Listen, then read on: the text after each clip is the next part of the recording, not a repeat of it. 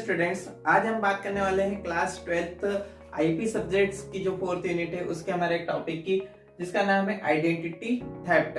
Identity theft क्या होता है कि जब कोई फ्रॉड पर्सन या कोई अदर पर्सन या कहें कि कोई कंप्यूटर हैकर किसी की पर्सनल इंफॉर्मेशन का मिसयूज करता हो, तो ऐसी प्रोसेस को हम लोग हमारे टेक्निकल टर्म्स में कहते हैं आइडेंटिटी थेफ्ट।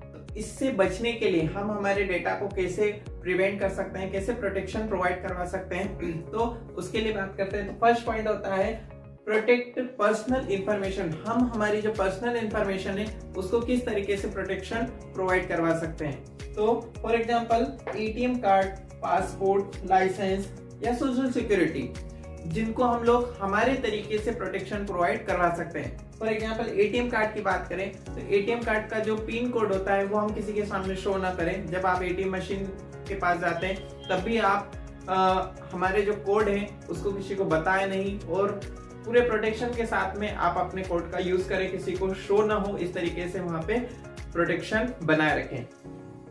दूसरा होता है use unique IDs to protect your account and devices. आप आपके डिवाइस अकाउंट को किसी यूनिक आईडी देकर, किसी प्रकार की यूनिक आईडी देकर उसका प्रोटेक्शन कर सकते हैं। फॉर एग्जांपल हम लोग फेसबुक का यूज करते हैं या आप अपने जीमेल अकाउंट का यूज करते हैं, तो वहां पे भी आप अपने यूनिक आईडी देते हैं और उसी का यूनिक पासवर्ड जनरेट करते हैं, जो कि आपकी पर्सनल इंफॉर्मेशन को हैक होने से बचा लेता है।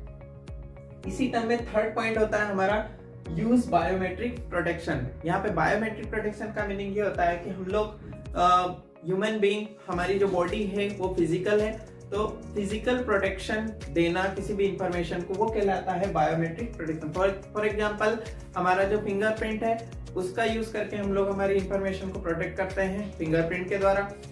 हमारा जो फेस है उसके थ्रू हम लोग, हमारे मोबाइल फोन, सेल फोन में होता है कि हम लोग उसको फेस लॉक के थ्रू भी हमारे डेटा को प्रोटेक्शन प्रोवाइड करवा सकते हैं। नेक्स्ट होता है कि हम लोग थंब प्रिंट करने के लिए हमारा जो बायोमेट्रिक थंब मशीन होती है उसका भी यूज कर सकते हैं, जिसके थ्रू हम हमारी पर्सनल इंफॉर्मेशन को बचा सकते हैं। अभी हम लोगों ने बात की थी कि to protect our accounts and devices use unique ID. तो यूनिक आईडी का यूज हम लोग हमारे अकाउंट्स को, हमारे डिवाइसेस को जो है प्रोटेक्ट करने के लिए यूज करते हैं। तो following are the best practices for the generating unique IDs.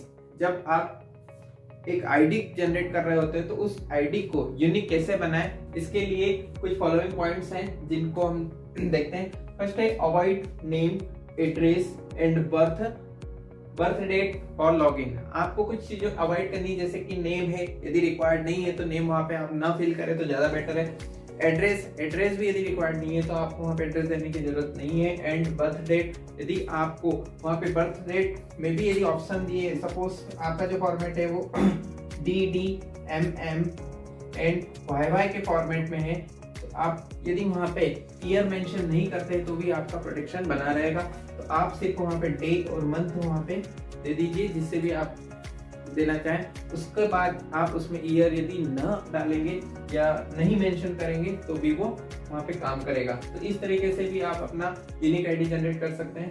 Second point है make password hard to guess. आपका जो पासवर्ड है वो हार्ड होना चाहिए, जो कि किसी को भी पहचानने में आसानी न हो और वो आसानी से आइडेंटिफाई न हो सके। Next is make sure that password contain capital letters, small letters and special letter और सिंबल्स। आपके जो पासवर्ड है वो हार्ड होना चाहिए।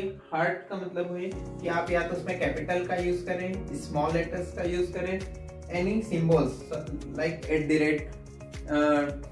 @ डॉलर सिंबल हो गया, ओके, हैशटैग हो गया। इस तरीके से आप किसी भी स्पेशल सिंबल का यूज कर सकते हैं, कैपिटल स्मॉल लेटर्स का यूज कर सकते हैं और नंबर की न्यूमेरिक नंबर्स का भी यूज कर सकते हैं। तो इस तरीके से आप अपना जो है यूनिक आईडी क्रिएट भी कर सकते हैं। Next is biometrics. जस्ट अभी हम लोगों ने बात की थी कि बायोमेट्रिक्स क्या होता है। तो biometrics is any matrix related to human physical features such as your voice, wave, fingerprint, etc।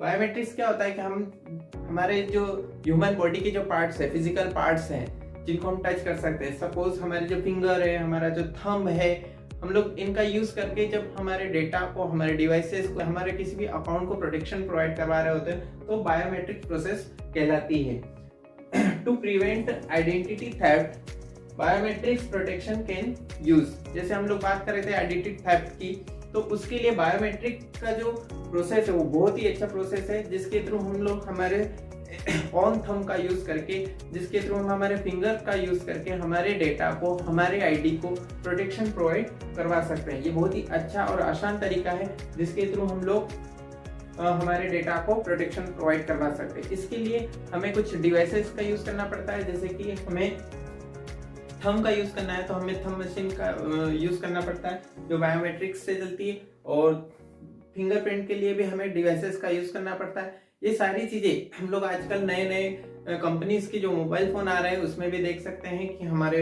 नए मोबाइल फोन में फिंगर लॉक का ऑप्शन होता है, फेस लॉक का ऑप्शन भी होता है कि आप अपना फेस प्रोटेक्ट उसको आइडेंटिफाई करके आप उसको लॉक कर सकते हैं। तो इस प्रकार से हम लोग बायोमेट्रिक प्रोसेस का यूज करके भी हम आइडेंटिटी थेफ्ट को रोक सकते हैं। Thank you.